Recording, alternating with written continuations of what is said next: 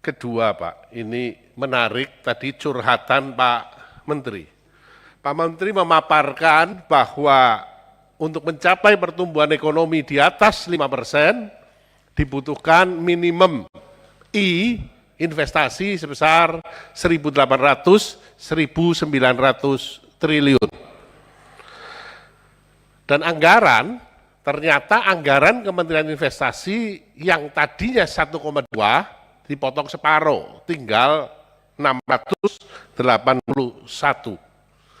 Nah, saya sepakat dengan ketua bahwa ini curhat di tempat yang tidak pas.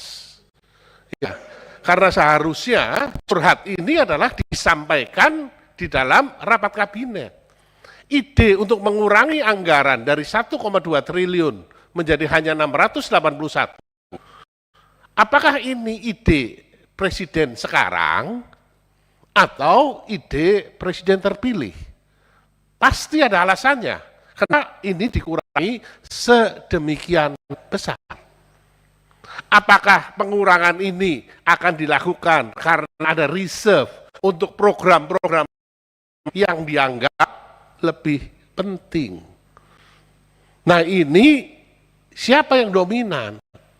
Apakah memang presiden sekarang atau presiden terpilih? Ini rasanya kudu diangkat, Pak.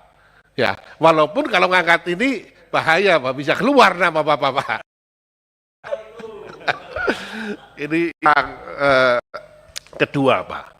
Dan saya sepakat, Pak. Secara logis seharusnya anggaran Kementerian Investasi dinaikkan supaya investasi akan datang lebih banyak. Tetapi harus disadari, Pak, bahwa korelasi antara besaran anggaran Kementerian Investasi tidak linier dengan besaran investasi yang masuk. Ekstrim saja Kementerian Investasi, saya yakin tetap ada investasi asing yang masuk. Karena daya tarik Republik ini memang sangat besar. Tetapi seberapa besar pun anggaran yang digelontorkan untuk Kementerian Investasi, kalau tidak ada kestabilan politik, tidak ada kepastian hukum, dan si merajalela, ekonomi biaya tinggi, maka usaha Bapak akan sia-sia, Pak. Sehingga korelasinya tidak selalu seperti itu. Termasuk juga keberhasilan mendatangkan 1.400 triliun investasi juga tidak semata-mata diklaim karena keberhasilan seorang Bahlil Lahadalia. Tetapi adalah kerjasama dari semua pihak, dari aparat keamanan, dari DPR, dan dari pihak-pihak lain di dalam menciptakan iklim investasi yang pas. Kemudian, ini ada hal menarik.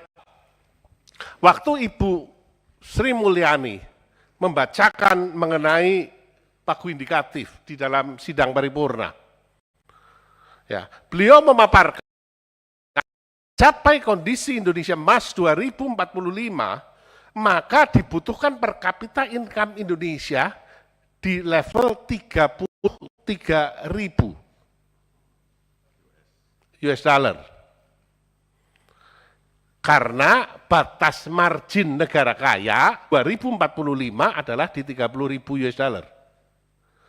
Dari angka ini, maka berapa persen pertumbuhan dibutuhkan? Saya bikin ekstrapolasi, ketemu minimal 8 sampai 9%, baru mencapai angka 30.000 US dollar dalam 2045.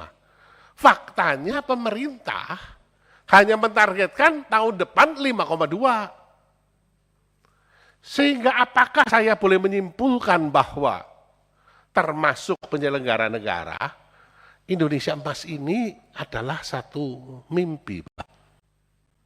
Karena tumbuhnya hanya 5,2, sehingga 33.000 tidak akan tercapai. Apalagi ditambah masih ada 22% bayi yang stunting. Dan bayi ini 2045 akan masuk ke usia kerja produktif dan mereka akan mengisi sebagai tenaga kerja di Indonesia.